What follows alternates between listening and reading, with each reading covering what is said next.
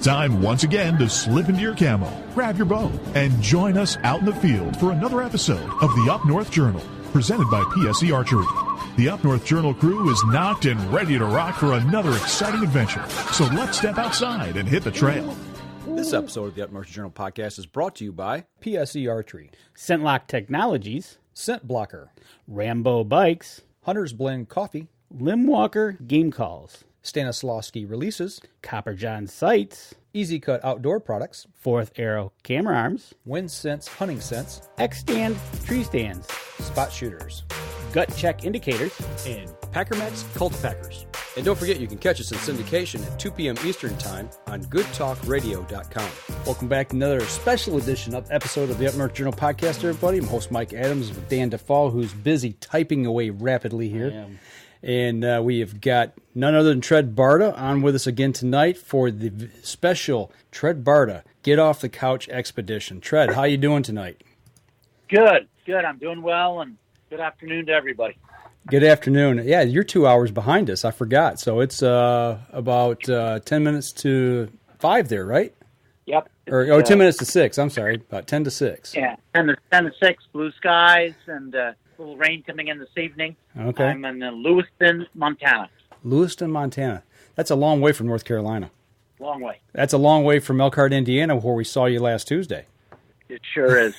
The expedition has been unbelievable. Rolling hard, trying to push my limits, trying to see really how much gas I got in the truck and also how much gas I have in my personal tank. You know, any time in my history of doing what I consider great things, I've always pushed the limit.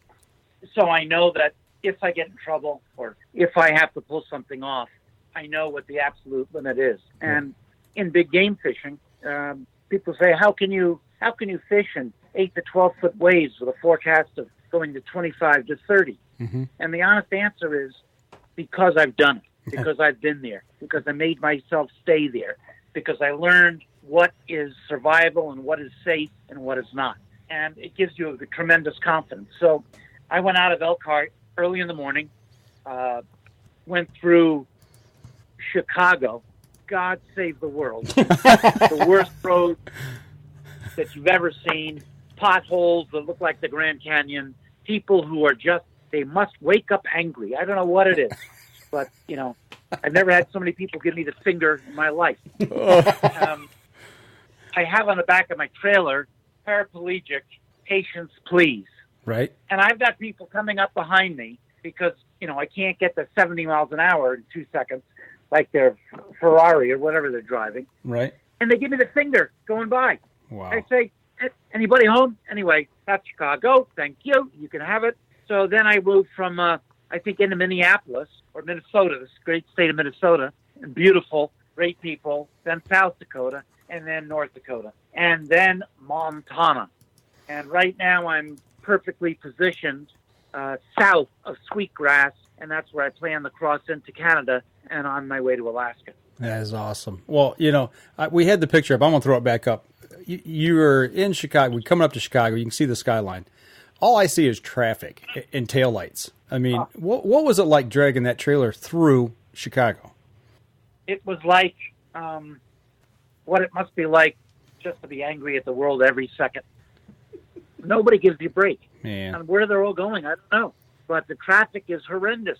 And the roads are you know, you hear about how Chicago's broke. And you hear about many of the things their governor stands for, which I don't. Right. And like, what are they called? Something cities where everybody goes. Oh, the sanctuary cities, yeah. Sanctuary cities and all that. Yeah. But in any event, the roads need billions of dollars of work. I don't think the audience really understands. You're talking about roads. Some roads are worse than my dirt roads where I go to elk camp. It's pathetic. Anyway, I was glad to get out of there. But let's talk about the trailer for a second. Let's talk about I'm having a hard time. Sure.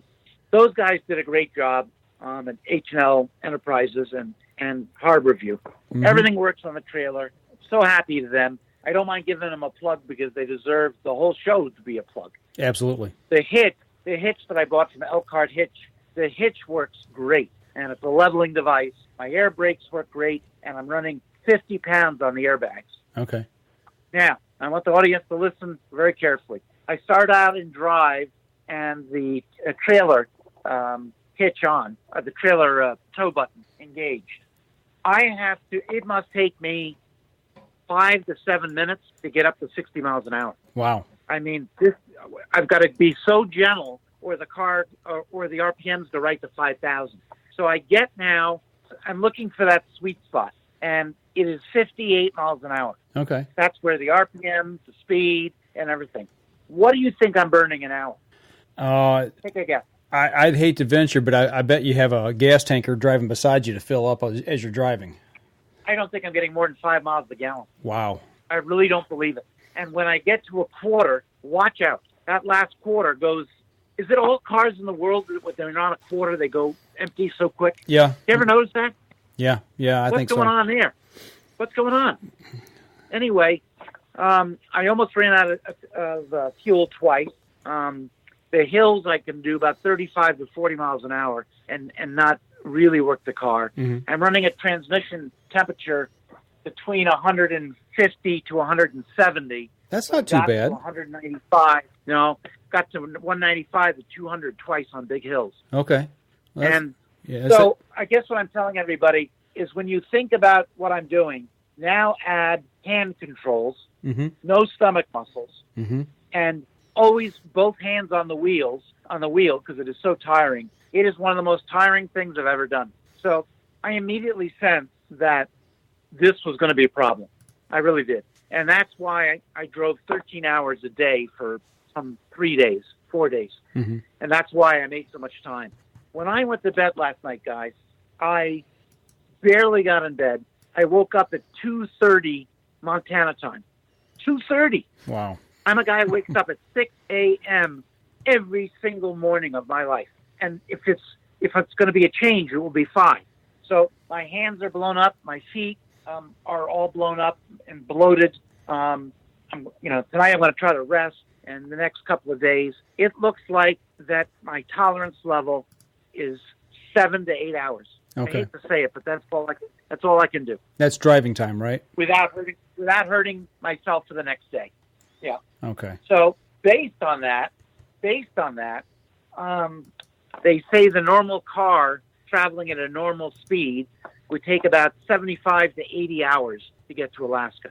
Okay. So I'm figuring me at 100. Okay. So now you're going to stay there for 2 or 3 days, just kind of rest and recoup, and I am. Yeah. Okay. This town is a great town. Lewiston is an old West town where people say howdy, and everybody's polite, and everybody helps everybody. And it's a true Western town that's in the Judith Mountains, and it's surrounded by some of the most beautiful country in the world, and it's almost unaffected. It's like in a time warp. It's just beautiful. That's nice. So I'm very happy with the town. I've often thought I could live here. Mm-hmm. My TV is working. You remember the big TV we put in? Yep. TV is working, so I get to watch the news, and my hopes are good. It's hard for me to read the Bible every morning because I'm always rushing from behind. So if I drive a little bit less, I can stay in my routine. Okay. Well, what's one of some of the things that you encountered that you didn't expect? Some of the things like first time you opened the trailer when you got parked. Was everything kind of the way it should be, or was things scattered? Absolutely perfect. I ran for like 7 or 8 hours. I open up the trailer door. I'm in a good mood. Basically, I'm filled with joy. This trip didn't take 2 months. This trip took a year to set up for. Right. I open the door, and it's like a TV show when the guys are going after a microfish in somebody's living room. The place is completely trashed. Oh, no. Everything. Oh, my God. It's everywhere. And it must have taken me 2 hours to clean it up. So now I understand. If you're in a trailer and you see something that has any value to you whatsoever, or anything that you might use in the future, you better put it away, because if you see it, it's going to be somewhere else. My shower chair that I keep in the shower, a special chair, mm-hmm. so I can wash my privates, of course, ended up in my bedroom. Oh, no. How does that happen? It's unbelievable. That's a long way away. So that's 27 feet away. I'm learning that. Yeah. I'm learning that, and it is very different. I'm very proud to say that I now pull into a trailer park. I assess the area that I'm going to. Very important because I screwed up twice already. I couldn't get the door open. This is a classic. I opened up my the side of the trailer. Mm-hmm. It's got a pop out, I think they call it, and the side of the trailer caught a picnic table on the edge. Oh no! And and by the time it got out, the picnic table was upside down and about 6 feet away. Oh. I go to a gas station in Minnesota. There's a woman crying on the sidewalk, and she's in tears. And I've heard a lot about these scams. I don't know if you guys know this is going on, but people are scamming everybody in gas stations. She says that her car's out of gas, that it ran out of gas, like just at the gas station. Mm-hmm. She was on her way to church. It was a Sunday, so that must have been last week. She can't get any money from her kids, and it's the worst day of her life. So, the whole world is cynical, guys. Mm-hmm. We get cynical because so many people are ripping so many people off. Right. We get cynical, don't we? We're afraid to help somebody because they might sue us. Mm-hmm. We're afraid to get blood all over us when someone's bleeding because they may have AIDS. I mean, the truth is that we've become very guarded, and it's not a good thing. It's a bad thing. I sit down, I put my arm around the woman, and she accepts my hug. I fill up her car with gas, $40. I give her $50 in cash so she can conduct her day. And I've always been like that. I'm not. Please, I hope anyone listening is in. I beg you. I'm so far away from bragging. This is not about that at all. It's just who Tred is, and it's quite honestly. I hope how all of your listeners and you guys are. Right. I go to leave. I can't find her to say goodbye. She takes something like $49 in her car, so I know it's completely empty. Mm-hmm. And I didn't get scanned. This was the real deal. Here she comes out of the place you get your food and your coffee. And Pepper is already in the truck, and I'm next to the door, ready to make my transition so my truck lift can lift me up. She's running, not walking, not strutting, not skipping, but running at me. And she's getting closer and closer and closer. This woman jumps up in my lap Oh no! to give me a hug. Yep. And over I go backwards. Hit my head on the pavement, scrape up my arm, blood everywhere, blood all over my shirt, all over my pants, all over me. She's hysterical. I got to calm her down. Two guys get me up. And at this point, God, I hope she never hears this. I really don't need any more of her help. You know what I'm saying? Right. I'm glad I did what I did, but I don't need her in my life at this second. So I want to get out of there as soon as I can. And somebody wants to call the medics, and that's no good. And I don't want to get involved with that. Mm-hmm. So I got a roll of paper towel. I start driving, and I keep ripping off the paper towel, and it's soaked with blood. Paper towel all over the truck with blood. I mean, it looks like the Chainsaw Massacres. Oh, man. I finally get to a rest stop, and I get out Pepper's medical bag, my dog, and I clean myself up, and I've got a good scratch on my skull, but it's turning into a baseball. So I got a big knot on my head and it's bleeding, but it's not, I know it's not serious. On my arm, I got a pretty good gash, kind of like under my wristwatch. So I get a couple staples. I got a staple gun for Pepper. I put 2 staples in there, which hurt like an absolute bitch. It hurt. Mm-hmm. And I get that closed, and then I put super glue on the top of it, and that hurt. And I keep driving. But I'm saying to myself, now I'm in a better mood. I clean the car up and put my stuff, put my clothes in my laundry, and everything's working, and life is good again. And I look up and I said, "What is the Lord trying to teach me? What's Right. the message, Lord? And talk to me. It just give me a clue."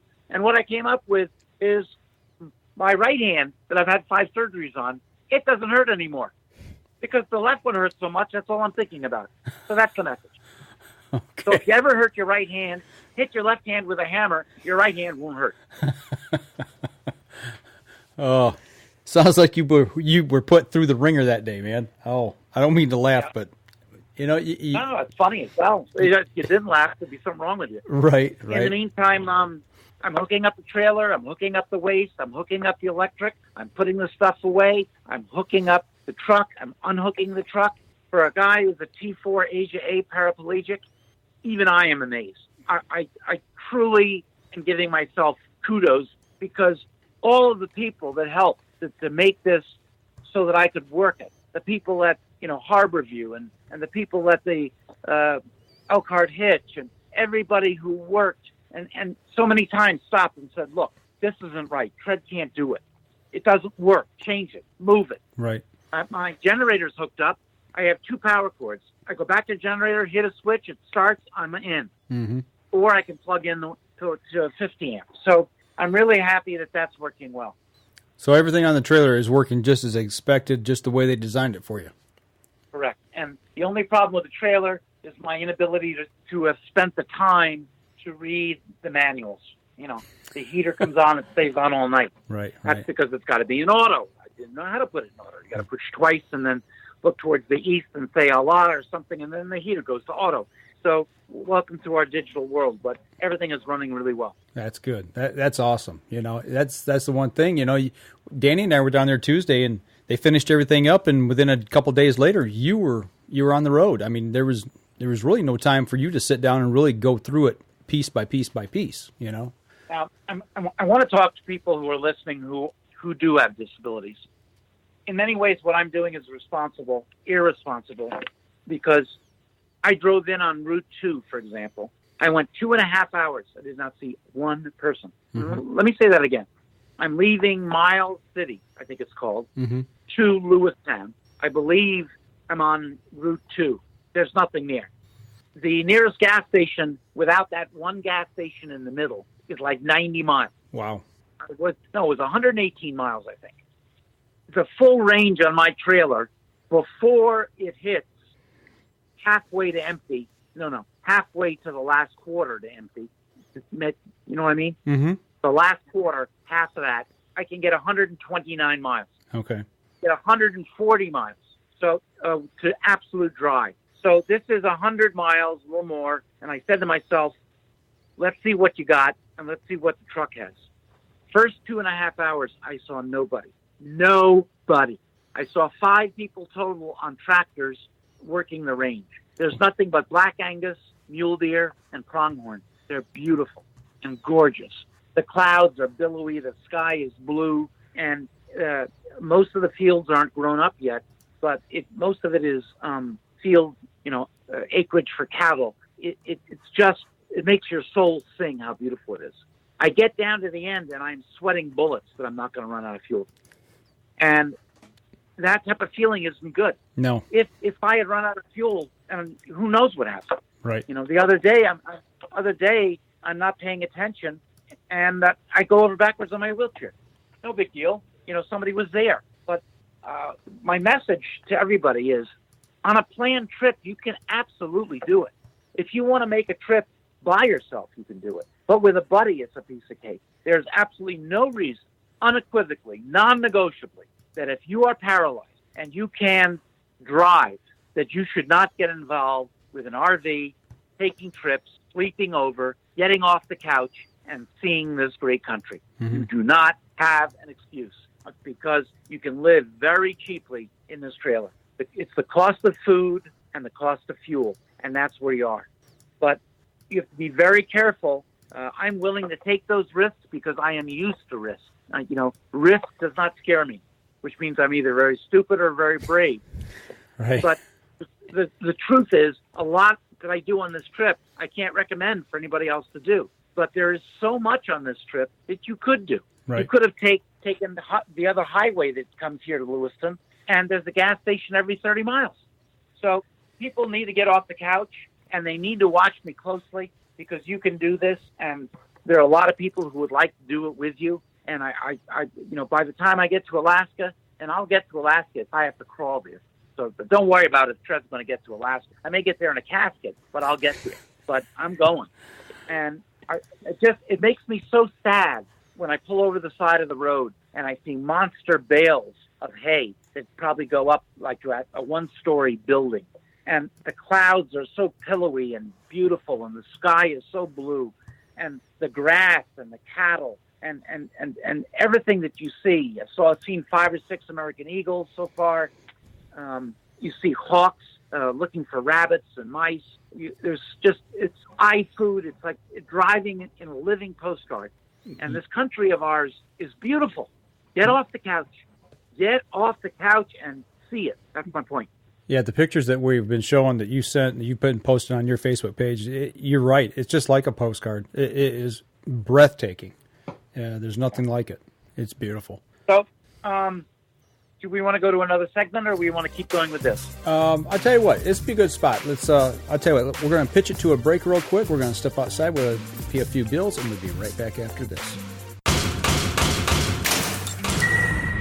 PSE Archery has reinvented the way you buy bows. From now on, you can make the most educated decision possible by basing your bow choice specifically on your shooting needs and goals. All you need to do is ask yourself, what kind of shooter am I? What do I want to achieve? PSE will help find the right category for you. So, what kind of shooter are you? Find out at psearchery.com.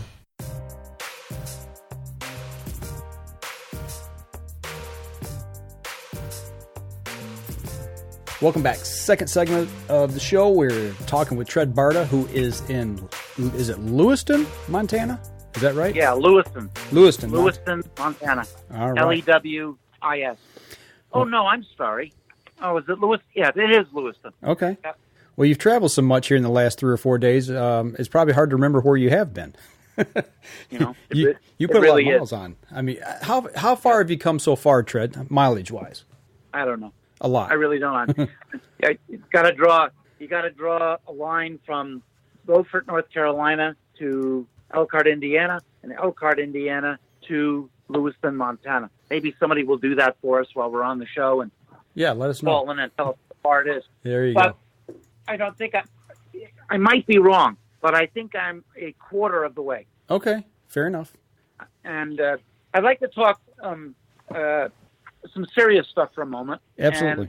And, I don't want to do this because I'm on a trip, a quest, you might want to say, a spirit quest, to really define who Tred Barta is in his later life, and more importantly, in my heart, to help other people. My dad used to say, Tred, 90% of success is showing up on time and ready for the job. Now, I don't think it's 90%, but I think you get my point. Mm-hmm. If you want to do something, do it. Don't sit around your whole damn life and talk about it. Mm-hmm. Do it. And I'm doing it. And I'm doing it paralyzed from my tits down, and with a apparatus that handles my waist. The whole thing is ridiculous. I mean, I should be in a nursing home, and most people do, but not me. Today, I got a call at, I think about 10 o'clock, and I said before that I slept all day and woke up at 2 o'clock, but I'll call it what it is. It was a lie. I lied on radio. I didn't tell the truth. I didn't tell the truth because it hurt so much. But at 9 o'clock this morning, I got a call from a very dear friend of mine, and we went to prep school together. We went to middle school together. We spent some time at Dartmouth together. We skied together. We were on the U.S. Olympic biathlon team together. And over the years, he has been my best friend. Now, all of you have a best friend, don't you? Everybody has a best friend. Absolutely. And a best friend means that at 1 o'clock in the morning, you call, you come. It means that 1 o'clock in the morning, if that man needs money and you don't have it, you sell something. It means that you take the bullet for him. That's what it is. And that's what this country was basically built on. The Marines, the Army, the Navy, Air Force, the Coast Guard. That's the type of hoorah spirit I'm talking about. So this is a friend through thick and life for 67 years has been my best friend. He fell about 2 years ago and had a concussion and has been dealing with that loss of memory and things like that with a concussion. He calls me this morning and says, Tred, are you sitting down? I said, yep. I was going to make a joke of it and said, who do we have pregnant now? But I didn't. And it wasn't appropriate, so I didn't say it. He said that he is going to kill himself, take his life, and that the prognosis is accelerated Alzheimer's to the point that he won't know who he is 2 weeks from today. It is based on legitimate fact. He's in a terrible regression He's got a team of doctors. He happens to be a very wealthy individual. He's got the money. He's got the talent. He knows, you know what I'm saying? Mm-hmm. This is not an emotional guy. Right. And he was up and he said, Fred, you son of a gun, don't you shed a tear. You are my last call, and I'm going to push the button and kill myself. Now, I would like to tell everybody he's killing himself legitimately. In the state of Massachusetts, you're allowed to take your life, apparently, with injection and doctors and all kind of things. Mm-hmm. I didn't know that. Did you? No, I knew a couple of states had talked about it, but I didn't know it was possible. Well, he tells me it's possible, and I'm not telling you his name, so I can't get anybody in trouble. Right. But in any event, we talk, and he tells me that he doesn't want to be in diapers like a vegetable. He doesn't want people to remember him in this terrible state of what advanced Alzheimer's is. And I start to cry a little bit, trying to hold it back, and he tells me to stop. And it's what I'd like to share with the audience.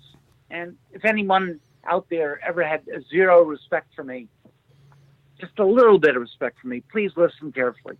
And he also told me that I was his best friend. He told me that he was the only person that he could call and have a conversation like this. And he said, Tred, I said to him, do you believe in God? And do you believe you're going to heaven? And what he said to me stuck enough that I want to share it with you as I sit in my trailer looking over beautiful Montana. He said, Tred, you got to remember this, my friend is extremely well-read, very educated. So he said, they studied the Big Bang Theory, and they, using science on the assumption that there's no God whatsoever, the scientific fact came that the entire world had to be created within 4 days. Because outside of this envelope, the scientific soup, if you want to say, mm-hmm. could not be triggered within the chain of life. And he said, Tred, if you look at a tree, an apple tree, and how it has fruit and doesn't have fruit and falls on the ground, the bears eat it, the deer eat it, and then,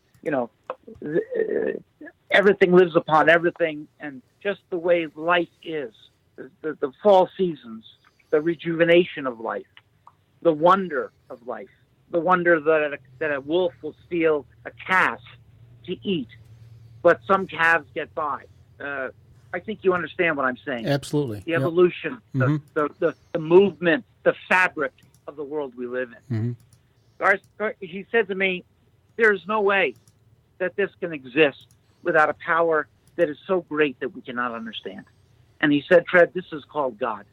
And I said, then we're going to meet again. And that where you're going is a better place.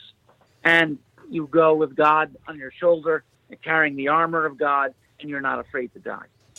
Pretty heavy stuff.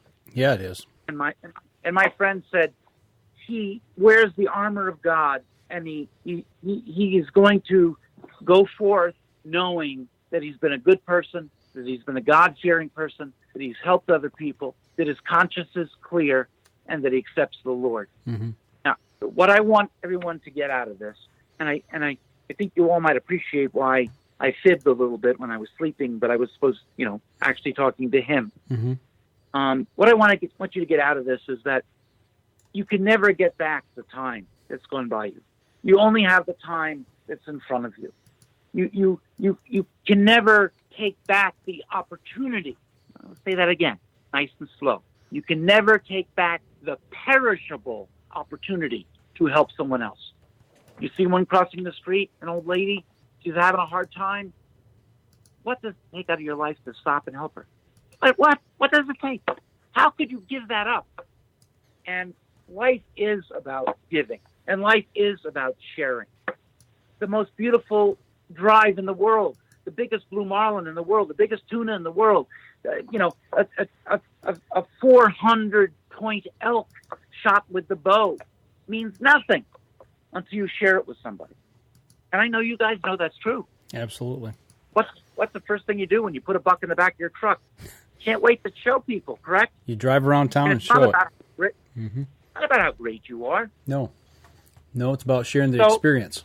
So I prayed this morning, and I want to tell everybody, I'm a tough son of a gun. I really am. I'm a tough son of a gun. If you chronicle the stuff that I've done and the risks that I've taken, I'm tough. And this tough guy cried for hours. like a baby. Couldn't stop crying. And I take it as my friend would want me to take it. I remember his smile. I remember the great times. I remember for the rest of my life the confirmation that there is a God. There is a Lord. Jesus died for our sins. This is real. And here's a man that lived that life. And I'll end this message because I don't want to. We're going to talk about some really fun things that I'm going to do and happen. But I'd like to end this message on this subject this way. I called my friend back 10 minutes ago, and somebody picked up the phone and said that he had passed. So I was the last call, and it's an honor and a privilege.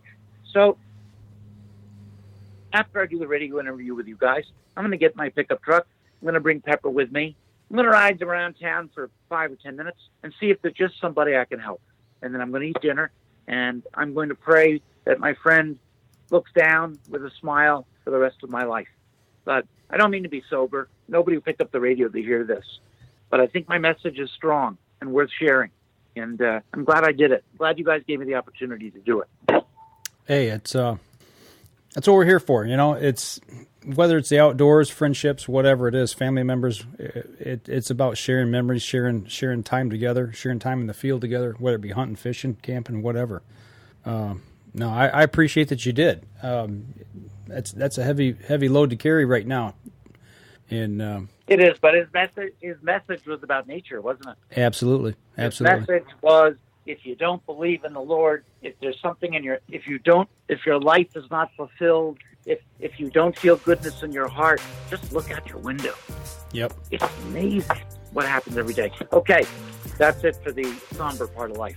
All right, we're going to step outside. We're going to take another break. We come back, we'll continue the conversation with Tred. We'll be right back after this.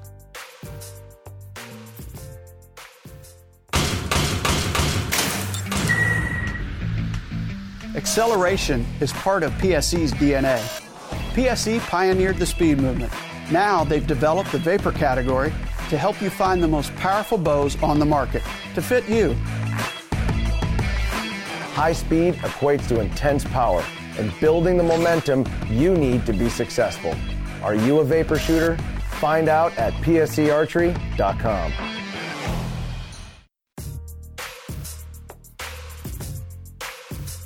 Welcome back. Third segment of the show. Mileage. Okay. Tred, I think Danny's got an update on the mileage for you. All right. So okay. You left. How far have I gone? So far, leaving Beaufort, North Carolina to Elkhart, Indiana, that was 901 miles or about 14 hours of driving. Yeah. And then from 13.8. There you go. And then from Elkhart, Indiana to Lewiston, Montana is 1,386 miles or about 21 hours of driving. So you are up to 2,287 in mileage. Almost 2,300 miles. Wow. That's a good poke. So I figured it's a good poke, and I figured it's about 5,200 miles to where I need to go in Alaska. I may be almost halfway. Yeah, close to it. No, I don't. About a third. But you're definitely. Yeah, I'm a heavy third. Mm-hmm. Yep. Pretty good, guys. I'm good. very scared about going. I'm very scared to go to Canada, and I'll tell you why. In my TV show, I've crossed the border many, many times, and for some reason, I've never crossed the border like a piece of cake. My friend was driving our TV trailer. He had no guns on him. He had a bullet, a .22 caliber bullet. They ripped the trailer apart. They ripped the truck apart. He had no guns, and they sent him back. Wouldn't let him cross the border. Another friend of mine came across the border, and I'm not using any names, so nobody knows who I'm talking to about or what year or whatever. They stopped him. They checked all the equipment. They did this. They did that. And he had missed one child payment in his divorce. And his wife was a real tough one. His wife was very angry at him and to this day does anything to hurt him, even though it's like 9 years. She filed some complaint that he had missed the child payment. They went into the federal something of something, and they sent him back, wouldn't let him in the country. So when I came on this trip, I have two long guns. I have a 20-gauge shotgun, a good one, a Black Eagle 2, and I have a .270 Winchester that I made into a custom gun, custom bolt, action, barrel, trigger, and a beautiful wood stock. I love the gun. I love it. So I got 2 long guns with me. I had 2 pistols with me, a 380 and a 45 Glock Auto. I stopped in Miles City. I don't know if they call it Mile High City or Miles City. Maybe somebody can look that up, but it's before you get here. And a gun dealer there, I think it was called Red Rock Sports. Very nice man, really helping out. I took the 380 and I took the 45 and I mailed it to myself at a gun store called Three Bears Outfitters. And they do this as a service. They advertise it as a service. And FFL to FFL. And I paid a fee, and it has to go by air. When I get to Toke, I will get my pistols back, okay? Okay. The reason I don't want the pistols on with me is that the paperwork is atrocious for the Canadian government to bring a pistol into Canada. Okay. You're not allowed to use it. You're not allowed to touch it. It's got to be locked up. It's got to be this. So why have it is my point. Mm-hmm. So now I am searching my side bags, the car. Is there any trace of any pistol anywhere? You know what I'm saying? Right. I'm doing the paperwork. That has to be done in triplicate, and it has to be done. You can't sign it before you're there. And oh my God. Anyway, this is the type of thing that I'm doing to get ready to cross the Canadian line. And I actually think it's going to take me 2 days. Okay. I'm checking everything I put on. And then the thing that I'm really worried about next is, and I'd love somebody to call in who's done this trip, or anybody with any knowledge that can help. I really am asking for the help. Right now, I figure I can drive 130 miles before I am in the danger zone for fuel. Okay. Meaning that it's not on empty, but it's damn close. Right. I hold 25 gallons. I believe I have 24 usable because that's how much I put in yesterday. And I'm carrying in my truck 25 gallons in 4 6-gallon containers, approximately 25 gallons. So I think I need double the fuel in the back of the truck. I think I need another 4 gas tanks is what I think I need. Next question, how am I going to get it in? Interesting, huh? Yeah, that was what I was wondering, is how is that going to happen? Well, the only stupid thing I could think of after hours of thinking about it is to clear the back of the inside of my truck, take almost all the gas and put it on the back seat, put a tarp out in case there's any leakage, put pepper in the front seat. So at least that way I can get to a can of gas. And if there's nobody to help me, I can at least pour it in a jug or a coffee cup or anything and then pour it in the tank. But besides that, I don't know. I haven't thought about how to do it. Now, I don't want to spend the money because I am on a budget, tough budget. The other thing would be an electric gas tank in the back of my truck. There you go. It holds 50 gallons, and, I push a button and I fill the I have a regular thing. That's probably what I should do. But I'm running a 1500 truck, a GM extended cab 1500 with a 5.3 engine. I mean, when does it stop? How much weight I keep hauling? You know what I'm saying? Right. Got to stop. So that's my dilemma while I sit here. That's a tough dilemma to try to figure out and make sure you do it the right way.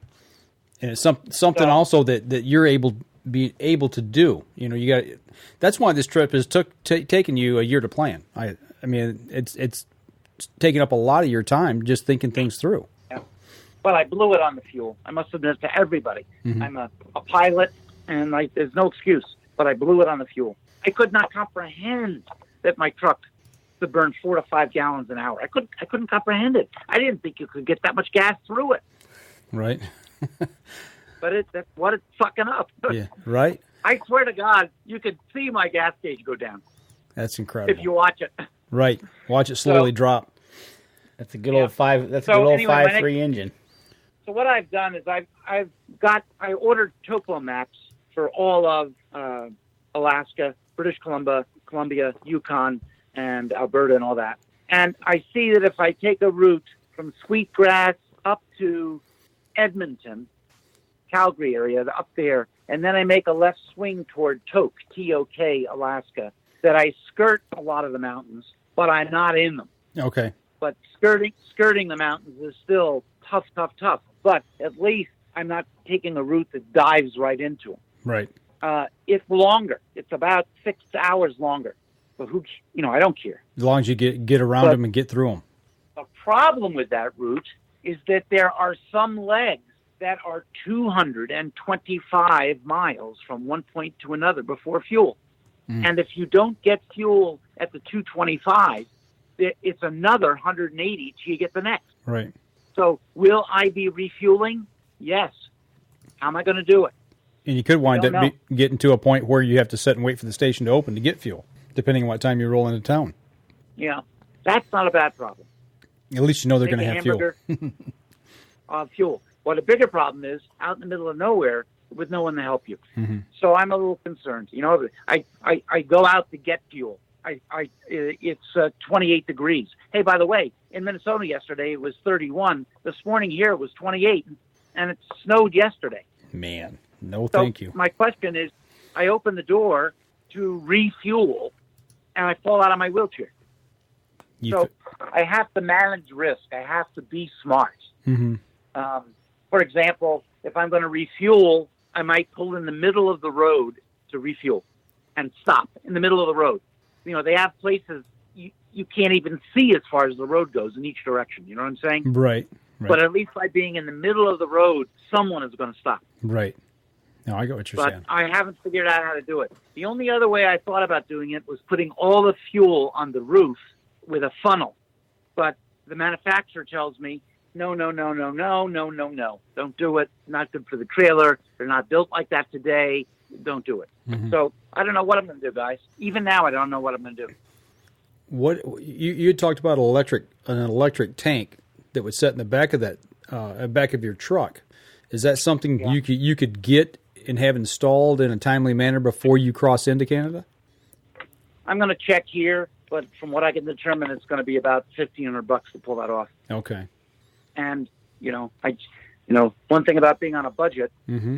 is not to go spend all your money. Right. I mean, when do you stop spending? A new trailer, new airbags, new brakes, new this, new that, new blah blah blah blah. Give me a break. Right. I mean, the bank can't solve everything, even though some people think it can. Right. So I don't know what I'm going to do. We'll leave it there. But I hope to make that route, and it's going to be a happy day. I'm going to get to Alaska one way or the other, and I think I'm smart waiting a day or two here and getting my breath. And I have to be smart when I leave, not to drive 13 hours. Mm-hmm. Got to drive 6, 7, 8, 9 hours and then stop. Hunting and fishing, guys. Oh my God. I don't know how many people have been out west. I spent half a life out west, but to watch the game is so beautiful. Red-tailed hawks just hovering, ready to dive on rabbits and stuff. I mean, it's you go by and you scare a rabbit on the road. The rabbit goes hightailing across a field with a bunch of black Angus. Out in the middle of nowhere, here comes a hawk after the rabbit. I mean, it's this type of stuff, you used to see on that insurance program. What was it called? Mutual of Omaha's Wild Kingdom. Mutual of Omaha. It's the only place you ever have to see that stuff. By being alone, I end up talking to the dog a lot. And I swear, I'll say, "Wow, Pepper, did you see that?" And he just looks at me like, "No, leave me alone. I'm sleeping." But it is amazing. But I think I can do it. And, I'm talking, I'll admit one thing. I'm talking to a woman on the internet that is the greatest thing that God could ever have created for me, in that she loves to hunt, she loves to fish, she loves the great outdoors. That's all she does. She's fit. She's younger than me, not by a lot, but by some. She has the energy, and she says she likes me a whole bunch. And we talk an hour a day, and we text more than that. So I think that this internet relationship right now is really good for me, because I don't care what you say. Traveling by yourself, being so vulnerable to everything is really hard. Mm-hmm. I got in the shower the other day, take a shower. First shower. It's great. Fantastic. Got in the shower. I turned on the shower handle. My wheel on my trailer got caught over the little rubber gate that keeps the water from not going everywhere. Okay. I'm struggling to move the shower, The shower is red hot, and I have 4 or 5 blisters on my left arm. I can't move my chair. The handle of the shower is on super hot. It's so hot it's blistering my skin, and I'm in trouble. Right. So I grab Pepper's dog dish, which is metal, and I got one shot to throw it like a frisbee and hit the handle, or I'm really in dire trouble. Dire. I whip this thing up, I hit it perfectly, out of trouble. But, you know, most people don't get in trouble when they take a shower. Right. I get in trouble when I do everything. So, you know, having someone that you can talk to and having a Bible that you can read, it's amazing how important it is. Well, it just happens. And wouldn't it be something if she travels to see me and we did get along and it was the start of a great relationship? Wouldn't that be something? That'd be awesome. Would be awesome, yeah. You know, you'd have somebody with you, but somebody to help you as well. I thought about at these gas stations, I've tried to befriend, and I'm kind of disappointed in this, to be honest. I've tried to befriend several other RVers and told them, could I follow you? Could I check in with you? Where are you going? You know, and out of the 10 that I've asked so far, they all said no. Really? Well, when I tell them I'm going 58 miles an hour, they say no. Man, people got some trucks today. I have people with RVs bigger than mine going 85 miles an hour.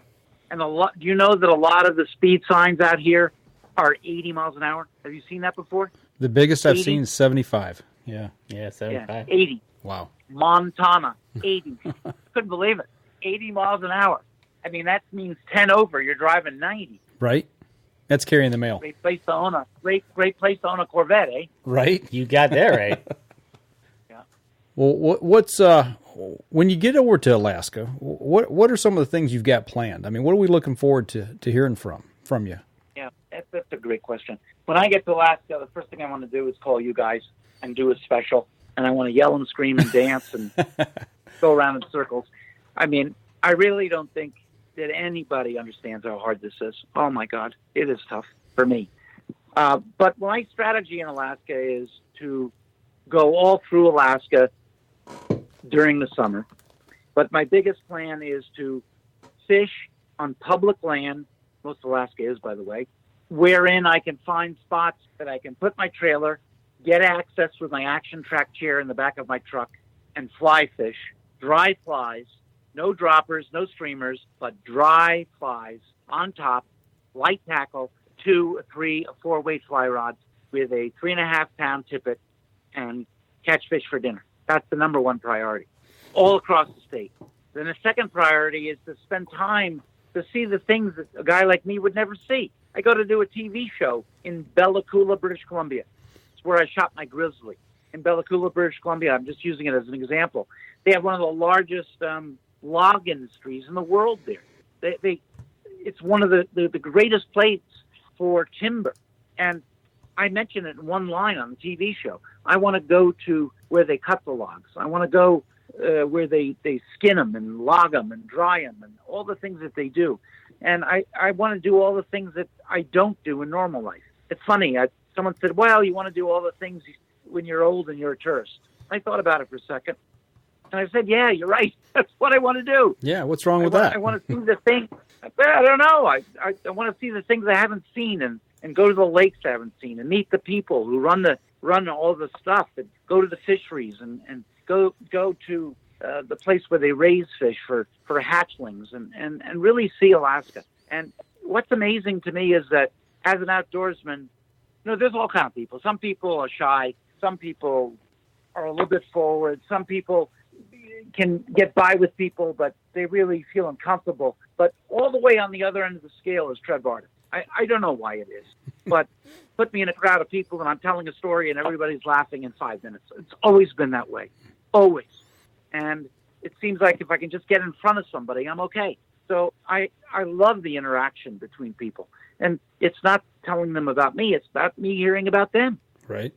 And that's what it's all about. And that's what I want to do in Alaska. By the way, there are so many places in Alaska on the Alcan and on the way up to the North Pole, as is to say, or on the way to, Nome, Alaska, all the way up on the top. where I'm going to go, they still have subsistence hunting. I mean, the entire tribe can take, I think it's 200 caribou. They can harpoon a whale. We've all seen it on TV. Yeah, I got a friend up there that does that. They can shoot moose.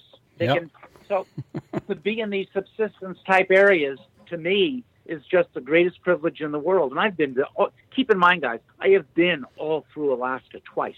I was based in Fort Richardson, Alaska, on the U.S. Olympic biathlon team. So, I know Alaska. I'm not going to Alaska to see it. I'm going to see it in a way that I never saw it before. Right. That's what I'm going to do. And I can't wait to share it with you guys. That is awesome. I really can't. We can't wait to hear it. It is awesome. It is awesome. Yeah. That's one place I would love to go at some point in my life. One of the bad things is that I really do need help everything I'm doing. So I believe that my subconscious is telling me, Tred, if you can put yourself in a situation where you don't need people to help you with the obvious, and you don't need people to do the things you want to do, then when I come back from Alaska and I'm on your show, or I'm on a TV show, or I have my own TV show, I can say, if I can do it, you can do it, because I did it. Absolutely. And there's a big difference between talking BS and really doing it. Right. I want to tell you. And I deep down inside, I hope that, I believe that's what this trip is all about. Well, you're over a third of the way there, my friend. Yep, I sure am. And you know what? Despite my friend passing, and despite some of the things that are hard, I'm in good spirits. I'm going to sleep well tonight. And I want to tell everybody, you've been married for 30 years. You don't kiss your wife much. The lovemaking isn't what it used to be. Get your wife on the porch and give her a big hug, because you just have no idea what's around the corner. You don't. No. And you need to. And every moment is precious. And friends and hunting buddies. I mean, I'm beginning to think that hunting and fishing isn't even about hunting and fishing. Does that make any sense to you? Absolutely. It's about relationships. I think hunting and fishing is about everything that happens before and after the hunting and fishing. Yeah. And just the doing of hunting and fishing. So that's the type of perspective, kind of melancholy I have today. And I hope that the people listening see the pros and the cons. Let me tell you something. I'm just as vulnerable as any person listening, and I make mistakes every single day. But I give you a little mistake. I wasn't going to admit these things because it really makes me look like a real blank. I'm doing 65 miles an hour on I-94 westbound. I can't understand why the truck is pulling a little bit to the left. Can't understand it. Mm-hmm.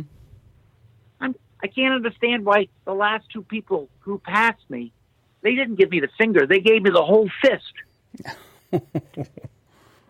I have the complete slide out of the truck, out of the camper. I didn't put it in. Oh, no. I've got half the other lane closed out. Oops. Hello? Oops. Anybody home? Wow. Are you kidding me? And I was driving like an hour like that before I noticed it.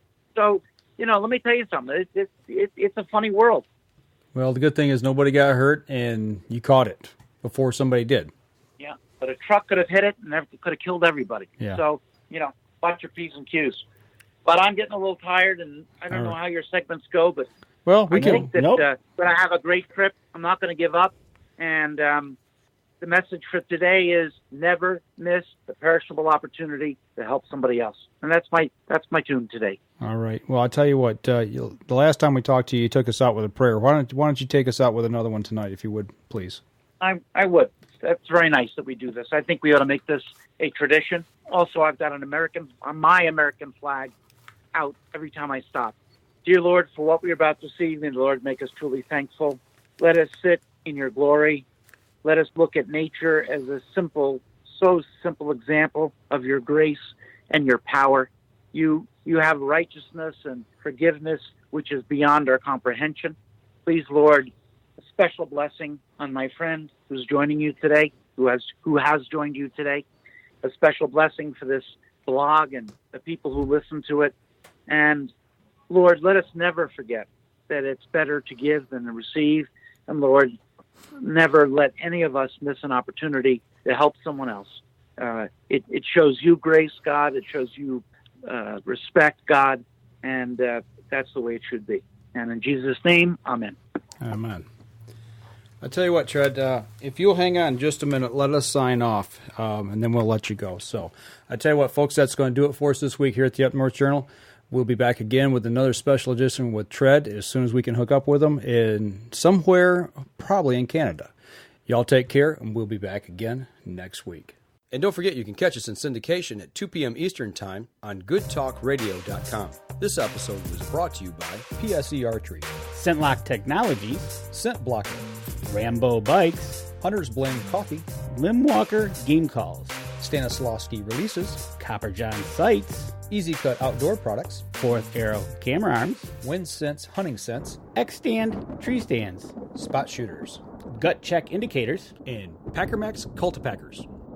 Thanks for listening, and join us again here next week. Until then, remember, as we always like to say, if you're out on the water or in the woods, shoot straight and be safe until next week on the Up North Journal.